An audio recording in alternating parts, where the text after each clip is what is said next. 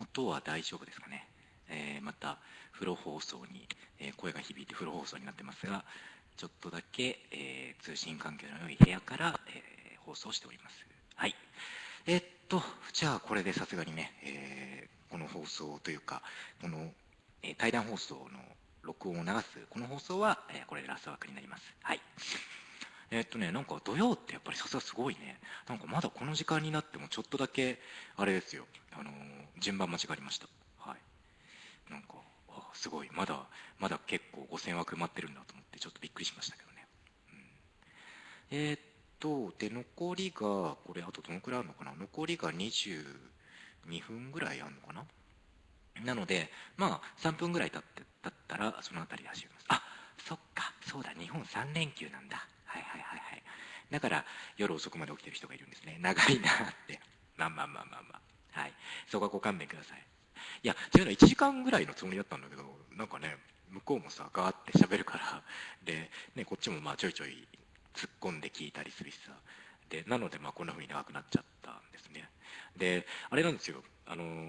なんか英語力底辺のニーブツがインタビューしてるみたいなこと言ってるけど、まあ聞いてる皆さんわかると思いますけど、ニーブツほとんど相槌打ってるわけじゃん。全然英語喋ってないでしょ。だからね、ぶっちゃけものすごく楽でした。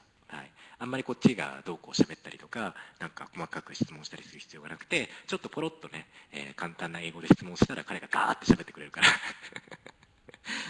私の方はろくに喋らずに済んだので、まあ楽でしたね。はい。で、まあ、多少はあれですね、まあ需要があるのであればまたやっていきたいなと思うんですけど、ただね、こんなに英語ができるのはもちろん、アメリカ人は今いるところに一人だけしかいないんで、彼だけですから、まあ、こんなにパーッと喋るのは多分彼ぐらいですね。で、例えばね、ラオス人とかカンボジア人とかになると、なかなか英語が出てこないとか、よくわからない英語になってしまう、あるいはミャンマー人とかねっていうことがあるので、そうすると多分私の方が補って結構話さなきゃいけないみたいなことになると思うんで、そうするとニーブツの英語力の底辺ぶりが分かるというね、そういう仕組みになっております。はい。相手の方が英語の聞き取り勉強になる。まあね、英語の勉強にもちょっとついでに、使えたらいいなぐらいのつもりでやってますけどね。現地語でコミュニケーションした方が効率。いや、だからミャンマー人が相手だったらそりゃそうだよ。ビルマ語でやって。でもさ、そうでしょ。英語以外分かる人が希少すぎだよ。だからさ、ビルマ語でさ、俺がやったとするじゃん。で、ビルマ語で放送して誰が聞くんですか、あなた。誰も聞かないよ、さすがに。でしょ。だから、英語だったらさ、まだみんな分かるし、あと、ついでに勉強にもなるかなっていうさ、感じがするじゃない。だから、まあ多少は需要があるかなと思って、基本的には英語でやりますね。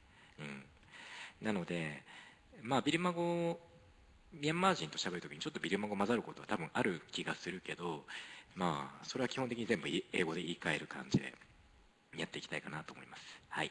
じゃあ早速続きの方を、流していきたいと思います。34人もね来てくださってこんな夜遅くにありがとうございます。じゃあ続きいきますね。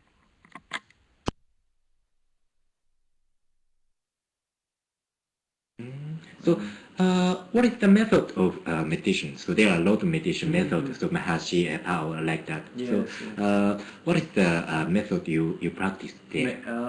Because my teacher, he's practiced Vipassana. Of course, Vipassana, there's yes. four fountains of Vipassana. You know, Kaya-nupassana, Kaya which is Nupassana. contemplation of the body.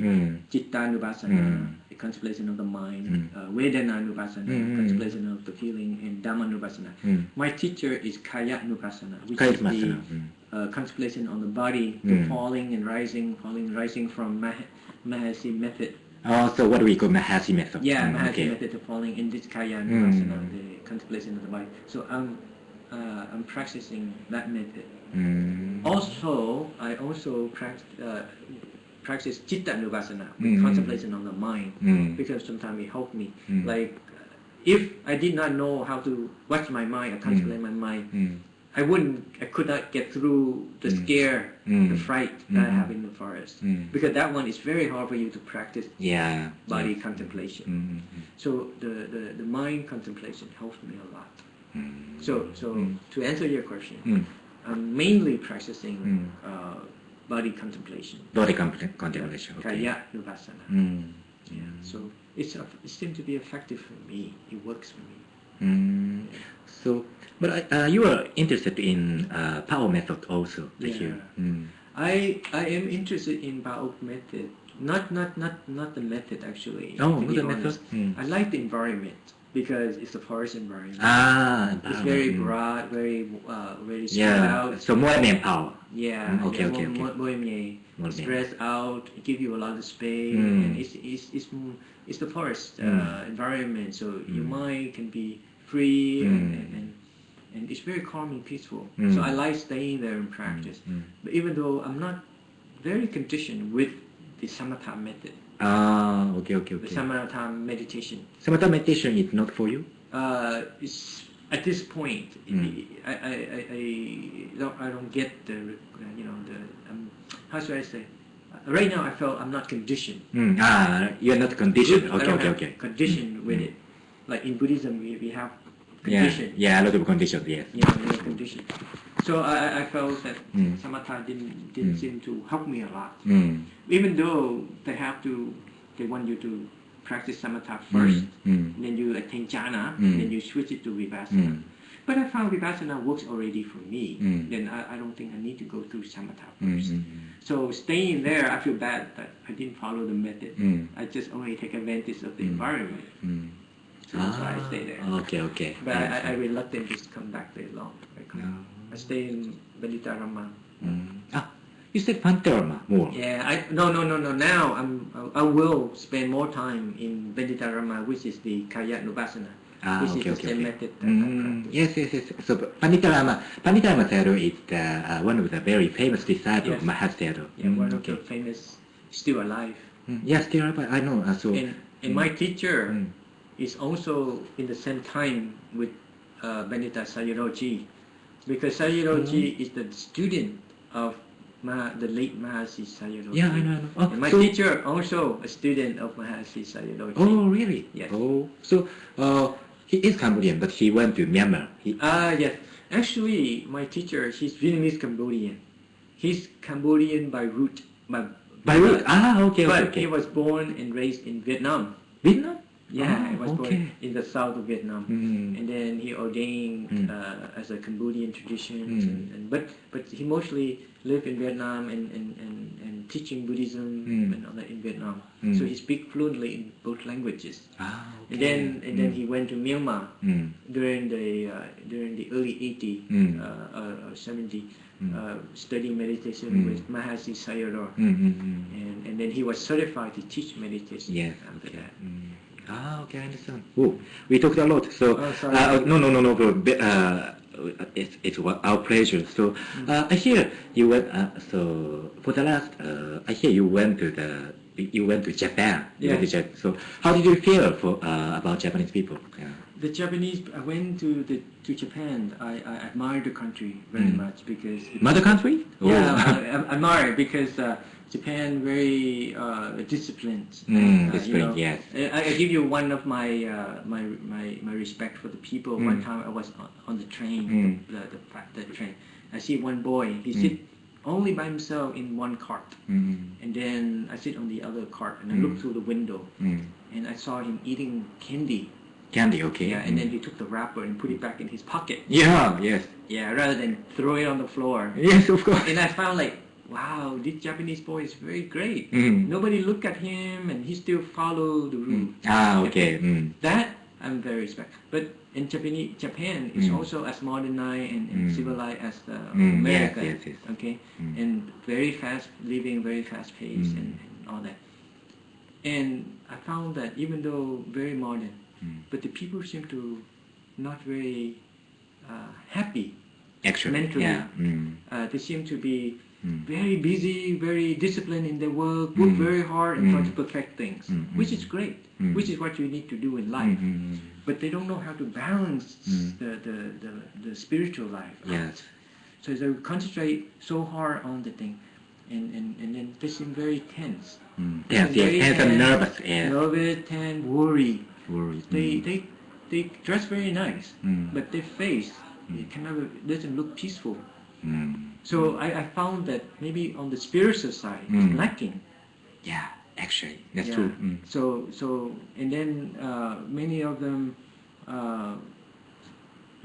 follow the Western way, try to catch up, be modernized. But just like in America, materialistically abundant. Abundant, yes. But the morality and the true happiness in their heart, their mind, very low. Over 90%, the family are broken. Kids grow up all messed up. Yes. Why? Because they are so focused on the material and they forgot about the family. But I tell you one thing. The perfect society is derived from the perfect family. Do you agree with me? Ah, you think so? Yes. Ah. Because the kid they start from the family. Okay. It's not like instant kid, instant human being that he pop up and then he grown and he grow from a family. But if the family structure is not stable, how will he become a stable citizen structure? So for me, it comes from a structure of a family has to be stable. Yeah. In Japan also, a lot of conservative people think so, but there are a lot of liberal people also in Japan. So they think that family is very important, but so sometimes family is very, how can I say, oppressive. Yeah. Oppressive and restrictive. Yeah. That's why they want to be free from families. They don't want to be how can I say, they want to be oppressed by family and marriage. So in Japan nowadays, so growing numbers of people don't get married. Don't get married because they don't want to be oppressed and restricted. So actually, so Japanese people are following America's way of life after 20 years. Yeah. So I think so. Japanese families, so more and more. How can I say? Distracted. So I think now it's very difficult for Japanese people to re-esteem the importance of family. Right. Yes. But I tell you one thing. Having said that, I don't mean that the Japanese might not have a good structure of a family. Yes, actually. Let me ask you one thing. If you love the kids, you care for your children, you care for the kid, you protect them. But if you don't protect them the right way, you don't care them the right way, would that still be good for the kids? Yeah, no. They are good. spoiled. Yes. Yeah, not spoiled or they've been suppressed like you were saying, right? Because they care for the kids, they push the kids too much. Okay. Okay, or they don't know how to do correctly. Then the kid could turn out wrong too, even though the parent cares so much. So what I see and what I would recommend the devotee who come for me when they have a problem like that, I always revert back to what the Buddha teaching in the Singalovana Sutta. Yes. The Buddha give you very simple guidance. What the duty of the parent, what the duty of the son, the children, and how to do it. So you have to guide them on the proper way.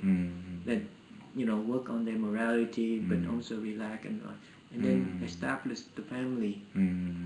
Spend more time. This. So you love, but you don't know how to love correctly. You take care, but you don't know how to take care correctly. Things still go wrong. Same as you don't take care or you don't do it correctly. In Japan, so we have some kind of influence from Confucius.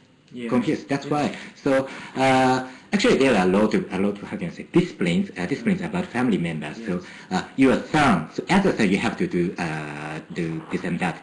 As a wife, you have to do this and that. Correct. So actually, so. In modern Japan, so a lot of people think that this is oppressive, and a lot of people wanted to be liberated about that kind of, how can I say, bondage. Yeah. Bondage. Yeah. So that's why so people want to be liberated. But yeah. So but But nowadays, a lot of people are liberated. Actually, liberated. They can live alone. They can live. They can live freely. Okay. They can live. They can live free. So they can do so as much as they want to do. Okay. Yeah. But so the more they are liberated, the more they become alone. The more they become lonely. Right. Yeah. That's a problem. Well, there you go. You've been suppressed, Mm. and you want to get away from the suppression, and you think you be free and you be happier. Mm. Like you said, it's not like that. Yes, actually. You have to go back to the root. The root. How can you be happy rather than not just because you've been tied and you untie, you be happy. Not like that. You have to go back and re-examine what truly is happiness, and you work from there. So to me, what truly happiness, as a monk, of course, I always praise about the Buddha teaching. But to me, I see that the true happiness. So I go back. The true happiness is like this: how I live my life, how I, practice metta, which is the loving kindness, how I can, have the right understanding. Yes. What Buddha teaching is to have the right understanding. Buddha teaching is not a religion. Buddha teaching is the science. It's a way to live your life happily, truly happily. So I think that people need to re-examine the way they handle things. You've been suppressed. You need to get out of it. I mean, free. I mean, I don't think it will work like that. It seems on the surface that it works, but see, as you say, the more they get out, lonely, not getting married because they don't want to be been tied down or been burdened with other people, other things. They want to be free on their own. Yeah. But if they don't know how to live their life happily, Correctly. they will always be unhappy and sad. Yes. So you need to re-examine what is it that you need to do to make your life happy. Truly, not just like because of the suppression, I need to get out, and then when I get out, I'll be happy. Well, it's proven already. Not happy. Yeah, actually. You're lonely. Just like in a marriage, you have problem. You don't solve the problem. You just get out of it, and you think that you get out of it, you be free and you be happier. Are you really free and happier? Yeah, no. I doubt it. Of course not. And then you say, okay, this husband or wife, I don't get along. I'm suffering with him, so I need to divorce. I need to get out, break the relationship, and go on and get married with another person. And then it's the same problem. Yeah, the same problem. Because Yes. you never come back to examine the root cause, whatever. Like that. You tumble along life until you die. And never find out the true happiness. So for me, I always recommend to go back and study the Dharma, what the Buddha teach. But, because Buddha was very wise, and his Buddhism is all about loving kindness and wisdom. And that's it. With all that teaching, narrow down only one thing: loving kindness and wisdom. Loving kindness, the wisdom is to get you out of the suffering stage. Okay. How about in Vietnam? So I hear so Vietnamese people have very familiar, how can I say, very strong family tie. So are they happy? Are they really so develop? Are they really developing their spiritual qualities? Actually, Vietnam sadly say that family tie as an Asian influence. We also had very family tie back then. Yeah. But gradually, people always look to the West and be West, modernized and try to be liberal, try to be equal. Men, husband and wife, or women and men to be equal, equality, all that. Yes. Then they fall into the same pitfall. Just like the pitfall, fall into the same pitfall with the Western. Okay. Unhappy, broken family, kids go crazy, all kind of problem. So the Vietnam fall into the same problem. And then people now, but one good thing about the Vietnamese, because we also have strong influence in the Buddha teaching, even though they're Mahayana, they also. And then they start going back. They go to Myanmar a lot, meditate, to study, and many young Vietnamese men, they also ordained to become monk and lead a noble life like that. Okay. I think one thing that's different from Japan is that Vietnam still strong in the spiritual life, still believe in the Buddha teaching. Yes. And then they resort to the Buddha teaching, consult with the monk, and take suggestions from the monk to improve their family condition. Oh, how many percent people are Buddhist in Vietnam? Over 80%? Over 80, but they don't how should I say? They don't. Most of them don't know the Dhamma well. The teaching, the right understanding. Okay. So they practice only ritual. Ritual or wrong belief. They call Buddhism, but it's not really Buddhism. They've been mistaught. Okay. But now these days they correct it. Now Theravada, become popular in Vietnam now. Really? So, yes. So people change their way of thinking a lot. So many of them come back and become Theravada Buddhist. Theravada Buddhist. And then they practice meditation more, and they're happier. Seem to be happier. So that's one good thing. Okay, thank you very much. Okay, we talked about 90 minutes. 90 minutes, yes, sorry. very long. No. Yeah, it's really our pleasure. Thank you very much. Oh, thank you for interviewing me and. So Japanese people will hear what we are talking. So what you said, and they will really so how can I say, they will be really pleased. Okay. Yeah. I hope my explanation is clear and to the point. Because sometimes I have a lot of things to say and I talk too much and I just get out the topic. I get out the objective. Yeah, actually there are a lot of monks in Japan, and so some monks are really famous, but very few monks can speak like you. Oh, yeah, can explain like you. Yeah. We speak freely, talk, like free talk. Okay. Okay, thank you very much. No problem. Take care. Wish everybody peaceful and happy.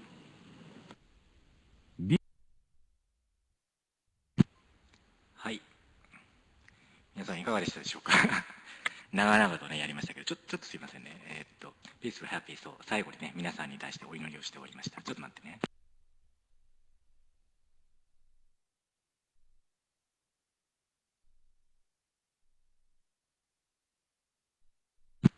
はい、いかがでしたでしょうか皆様。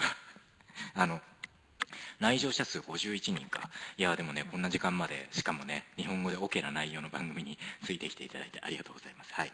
で、これ多分、タイムシフトはもちろん残りますし、あと先ほど言ったように、できれば、YouTube かどっかに上げようと思います。で、それを、あれですね、私のサイトの方にも貼って、で、これはアーカイブとして、残していきたいなというふうに思ってます。はい。で、じゃあ、残り時間は適当に喋って、分かりやすく話してくれて、そうでしょうね。この人は非常に、簡単っていうかさ、英語が非常に分かりやすいし、あと、きっちり整理して話してくれるんで、この人を一番最初のインタビューに選んですごく良かったかなっていうふうに思ってます。はい。Thank you very much は分かった。ベトナムでも日本みたいな状態がある。そうですね。最後に言ってたけど、徐々にベトナムも西洋化してきてて、で、家族関係っていうのも家族の中体っていうのも破壊されつつあって、みたいな話はしてましたね。でも、その日本の家族関係のことを彼が見てたっていうのはね、なかなかちょっと意外というか、びっくりしましたけどね。次の人、そう、だから次の、どうですか皆さん、感想的には。こんな感じの企画を、皆さんが楽しんでくれるようであればまたやろうかなと思ってるんですよ。で、正直な話、この人は、一番多分ここにいる、人たち、僕の今いるところの中で一番英語がまともな人です。一番英語がまともで、一番聞きやすい人です。はい。で、多分他の人たちはそんなに英語が上手じゃないですね。で、正直僕も聞き取れないみたいなことがたくさんあって、で、いつも言ってますけど、僕は割と正確な英語、彼が話してるみたいな正確な英語だったらほぼちゃんと聞き取れるんだけど、コミュ力がないもので、言語能力があってもコミュ力がないもので、相手がね、わけのわからない英語で、つまり破格の英語で喋ってくるとちっともわからないみたいなね、ことがあるんで、インタビュアーとしての私の方がよくわからないみたいなことがよくあるかもしれませんが、ただ、まあ、ラオスの人とかカンボジアの人とかスリランカの人とか、あと当然ミャンマーの人がいますんで、そういう人たち、あとバングラデシュの人とかね、そういう人たちの話を聞くのは結構面白いかなと思いますけどね。うん。いや、ここはだから英語がわかる人が来るところだから、そもそも、なんだろう、頭のいい人が出家してるっていうか、英語がわからないお坊さんもたくさんいます。もちろん、当然です。だから、まあね、ミャンマーのお坊さんとビルマ語で喋る放送みたいのもさ、いや、してもいいんだけど、でも、さっき言ったようにビルマ語で喋っても需要はないでしょ、全くね。当たり前だけど。なので、まあ、あれかなと思ってますけどね。はい。